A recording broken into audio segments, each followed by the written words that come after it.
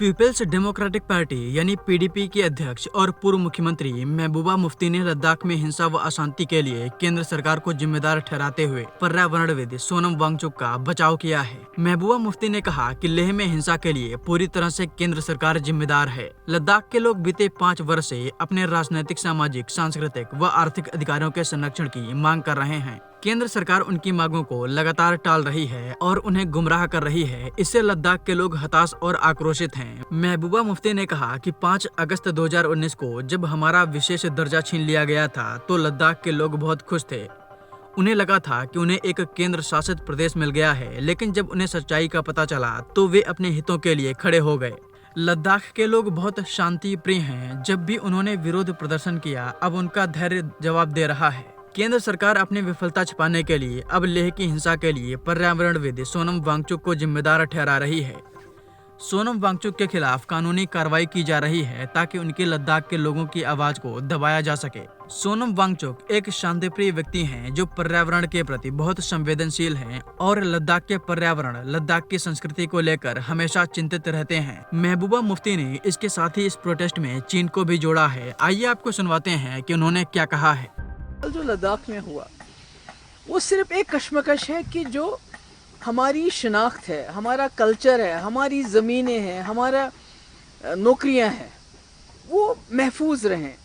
और जो 2019 में हो उसका मकसद ही यही है कि जम्मू कश्मीर बशमूल लद्दाख, जो हमारी ज़मीन है, जो हमारा कल्चर है, जो हमारी आइडेंटिटी है, जो हमारे जॉब्स हैं, जो हमारे वसाइल हैं, हमारे माइंस हैं, हमारा पानी है, किसी तरीके से जम्मू कश्मीर लद्दाख के लोगों को इससे डिप्राइव किया जाए, इनसे वो छीना जाए। और ये बात लद्दाख के लोग समझ चुके हैं कि उनको लगता है कि शायद जब जम्मू कश्मीर के साथ हम थे तो ज़्यादा महफूज थे बजाय जो आज वहाँ हालात है, क्योंकि लद्दाख का एनवायरनमेंट ऑलरेडी बहुत ही ज़्यादा जो वहाँ है वो बहुत सेंसिटिव है।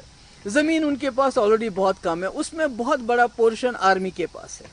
अब जो बची कुची है उसमें बड़े बड़े जो बिजनेसमैन हैं उनकी नज़र लगी हुई है।